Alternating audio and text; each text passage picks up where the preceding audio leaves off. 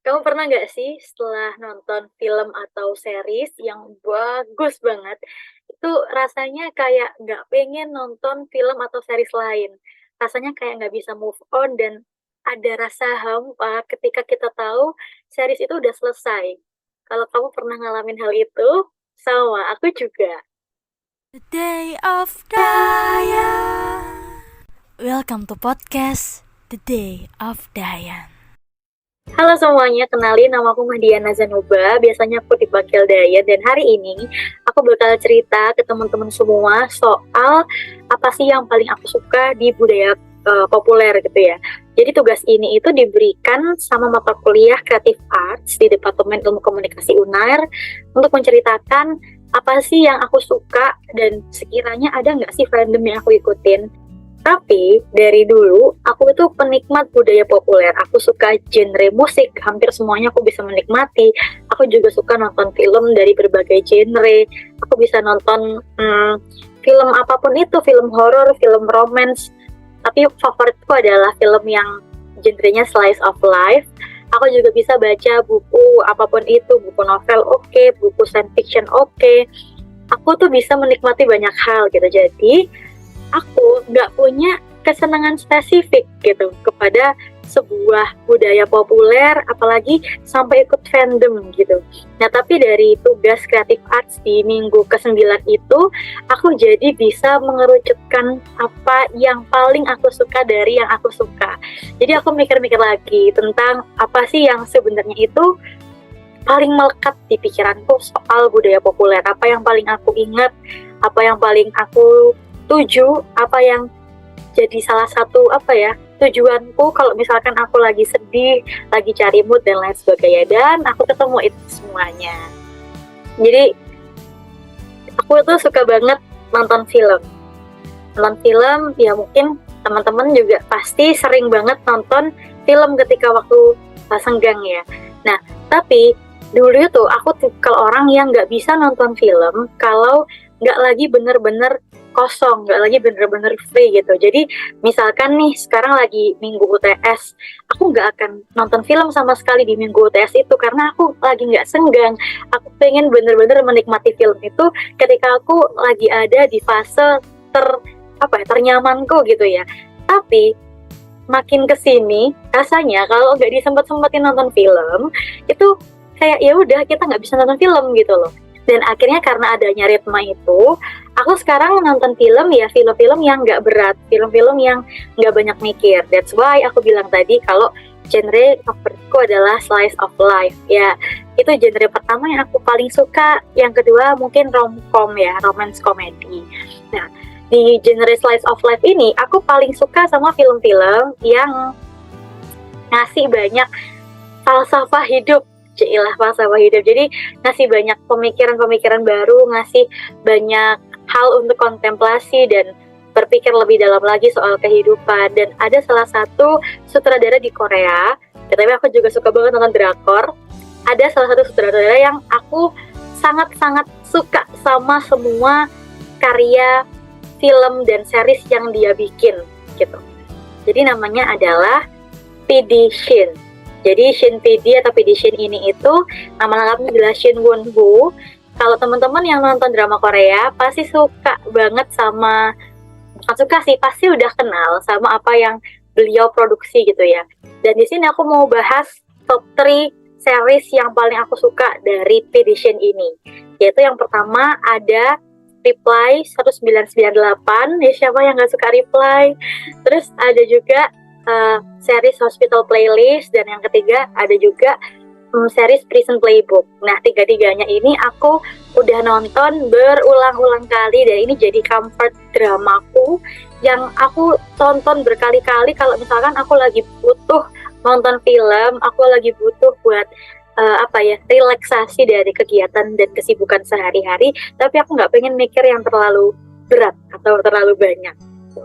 Apa sih yang bikin aku suka? Jadi, namanya kenapa aku suka sama 3 film yang tadi aku sebutkan, 3 series yang aku sebutkan, karena di 3 series itu, aku bisa melihat banyak hal yang dipetik dan dibawa pulang gitu. Jadi, series-series itu adalah series slice of life ya, bener-bener relate sama kehidupan sehari-hari, walaupun mungkin nggak bisa 100% relate ya. Latar belakangnya itu latar belakang yang ada di masa lampau kebanyakan.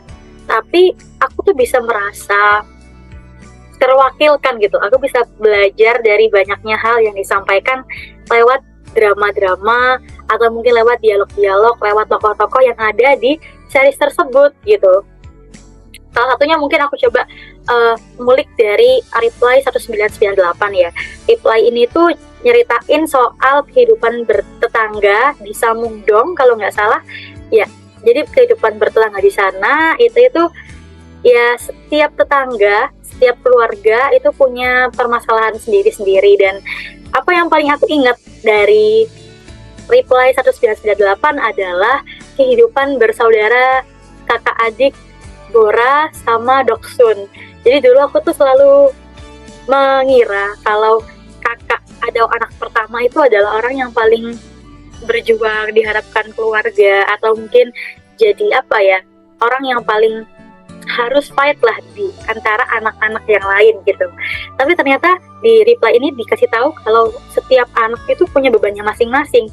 Entah mereka anak pertama, anak tengah, anak terakhir, semua anak itu punya ekspektasi yang dia pikul sendiri-sendiri. Dan bagaimanapun itu nggak ada yang lebih berat, nggak ada yang lebih ringan, dan semua orang itu ingin jadi orang yang bermanfaat gitu. Jadi nggak ada orang yang ngerasa kayak aku yang paling dan orang lain itu nggak seberapa gitu. Di Reply ini aku belajar banget sih soal gimana kita tuh harus bisa paham posisi orang lain dalam keluarga, dalam kegiatan bertetangga. Dan aku suka banget sama Reply karena semua yang ditampilkan di Reply itu tuh menghangatkan hati. Jujur waktu aku nonton Reply, aku kayaknya sebulan atau 2 bulan nggak mau nonton film atau series lain karena ngerasa gagal move on-nya tuh ada banget gitu. Ngerasa kalau Reply itu menempati posisi pertama di hatiku buat drama Korea yang genrenya slice of life. Jadi aku suka itu sama Reply. Terus yang kedua itu adalah Hospital Playlist. Hospital Playlist ini nyeritain soal kehidupan dokter-dokter, dokter spesialis, dokter residen, dokter magang, mahasiswa kedokteran, dan orang-orang yang berobat di rumah sakit yang namanya tuh ULJ Medical Center. Terus di sana kita bakal ketemu sama dokter-dokter spesialis yang punya grup musik namanya Medofalasol. Terus aku melihat banyak dialog-dialog dari pasien-pasien yang hopeless, pasien-pasien yang nggak tahu kehidupannya bertahan berapa lama lagi. Aku juga ngelihat bagaimana dokter itu punya peran yang segitu besar dan signifikannya. Mereka tuh berjuang untuk menyelamatkan satu orang pasien gitu. Terus aku baru banget rewatch Hospital Playlist. Sekarang aku rewatch di season 2-nya, episode 11 kalau nggak salah, dan baru banget tadi siang aku itu nonton sambil nangis karena merasa bukan relate tapi merasa kayak warming banget gitu loh, scene by scene-nya yang ada di dalam drama ini gitu. Jadi tadi aku nonton di bagian scene ada seorang dokter residen di UGD yang dia merasa kalau pasiennya itu nggak berterima kasih kepada dia. Pasien yang udah dia selamatkan di UGD dan akhirnya bisa dioperasi itu coba berterima kasih ke dokter spesialis bedah yang menyelamatkan mereka. Padahal dokter spesialis bedah itu juga bisa menyelamatkan karena adanya dokter yang jaga di UGD gitu. Karena UGD ini adalah tempat pertama kali pasien bisa dapat pertolongan pertama kan. Terus dokter ini kayak semacam mencari validasi gitu. Habis gitu ada dokter spesialis yang ngomong ke dia kalau ternyata kita tuh nggak perlu validasi dari orang lain tentang pekerjaan kita. Kalau kita tuh bisa bekerja dan kita kompeten di bidang kita, maka cukup kita dan rekan kerja kita yang memvalidasi itu. Pasien atau mungkin klien atau mungkin orang-orang yang mendapatkan pelayanan dari kita, itu nggak perlu tahu kita kompeten apa. Karena ya kalau misalkan mereka selamat, itu nggak ada yang paling diuntungkan. Kita semua tuh untung, entah itu dokter UGD, dokter residen, dokter spesialis, dokter bedah, semuanya itu diuntungkan. Dan Kemudian dokter spesialis ini bilang ke si dokter yang tadi itu kayak merasa sedih ya, bilang kayak gini, kalau kamu mau cari validasi, kamu nggak usah cari validasi ke pasien. Cukup aku, cukup perawat, cukup orang-orang di UGD yang tahu kalau pekerjaanmu itu bagus banget dan kamu benar-benar bisa bertanggung jawab soal pasien. Itu kan suatu hal yang mungkin konteksnya nggak sama dengan kehidupan aku sebagai mahasiswa, tapi rasanya itu ada part di mana aku mencari validasi dari orang di sekitarku dan ya ternyata kita nggak harus dapat validasi dari semua orang, cukup diri kita yang tahu, cukup orang-orang terdekat kita yang tahu, dan itu udah cukup buat menandai kalau kita itu ya kompeten di bidang yang kita kerjakan, kayak gitu. Itu yang bikin aku suka banget sih dari drama Hospital Playlist ya, dan aku lagi rewatch banget sekarang, jadi kalau teman-teman belum pernah nonton, harus banget nonton. Terus yang ketiga adalah drama Prison Playbook. Prison Playbook ini itu agak beda dari Reply sama dari Hospital Playlist karena dia tuh nyeritain dengan latar belakang di dalam penjara. Jadi kehidupan dalam penjara itu kayak gimana gitu. Ada satu orang atlet yang masuk penjara dan dia tuh mengalami hal-hal yang belum pernah dialami sebelumnya. Dia ketemu sama pecandu narkoba, dia ketemu sama orang yang udah bunuh orang lain dan lain sebagainya. Tapi dari sana itu warming heart banget karena bener-bener aku diajarin di drama-drama Pedition itu ya, kalau sebenarnya kita itu nggak hidup berdasarkan siapakah protagonisnya, siapakah antagonisnya. Nggak ada pembagian siapa orang baik dan siapa orang jahat di dunia ini, karena semua orang itu punya motif ketika mereka melakukan sesuatu. Semua orang itu punya tujuan dan punya alasan gitu loh. Kita nggak bisa serta-merta ngejudge kalau kamu ini orang baik, kamu ini orang jahat, karena orang baik dan orang jahat itu nggak ada gitu loh. Mereka cuma manusia-manusia yang berjalan, yang ingin mencapai tujuannya, dan mungkin tujuan itu entah dicapai dengan cara yang benar atau dicapai dengan cara yang salah. Dan itu juga membuat aku senang banget sama drama-drama dari Pedition ini, karena aku merasa kayak gak ada judging sama sekali ketika melihat drama ini gitu loh. Gak ada benar-benar orang yang jadi pemeran utama. Pasti ada sih pemeran utama, tapi pemeran utama ini dikelilingi sama banyak orang yang membentuk dia gitu. Jadi semua scene itu nggak cuma mengarah ke bagaimana pemeran utama ini terbentuk, tapi juga mengarah bagaimana lingkungan dia tuh bisa seperti itu, bagaimana teman-teman dekatnya itu bisa bersikap demikian. Dan menurutku ini drama yang paling make sense gitu loh. Nggak ada kejahatan yang dibuat-buat, nggak ada kebaikan yang dibuat-buat. Kalau aku lihat drama-drama lain tuh mungkin ada part-part yang bikin bikin nggak masuk akal gitu loh, kayak kok bisa ada orang sebaik ini hatinya kayak malaikat, kok bisa ada orang sejahat ini ngalah-ngalahin setan. Tapi di drama Pedition ini semuanya masuk akal, karena itu tadi, semua manusia itu nggak ada dibagi sebagai peran protagonis atau antagonis, mereka semua itu ya sama-sama manusia kayak gitu. Aku suka banget rewatch dramanya. Jadi beberapa orang, mungkin ada orang yang nggak suka nonton ulang apa yang mereka udah tonton, tapi aku adalah tipe orang yang selalu nonton ulang apa yang jadi comfort film atau comfort movie ku gitu ya. Dan 3 drama tadi itu termasuk banget, dan selalu aku cari atau selalu aku tonton ketika aku lagi repot, ketika aku lagi sibuk. Misalkan aku lagi free banget nih waktunya, aku pasti bakal cari drama yang agak mikir, cari drama yang mungkin alurnya baru atau mungkin aku nggak tahu alurnya sebelumnya gitu ya. Jadi aku bisa dapet kayak insight baru dan refresh gitu ya. Tapi kalau waktu aku lagi sibuk, aku lebih suka nonton drama yang aku udah tahu alurnya kayak apa, aku udah tahu pemeran-pemerannya kayak gimana. Jadi aku cuma mengulang untuk mencari intisari ya, entah tadi itu kisah atau mungkin filosofi atau mungkin ya pesan-pesan yang disampaikan lewat drama itu.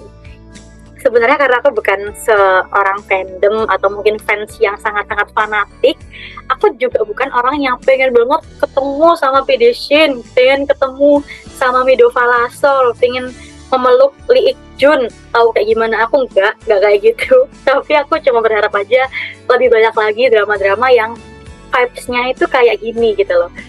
Drama Korea yang ngasih vibes dan kehangatan yang sama.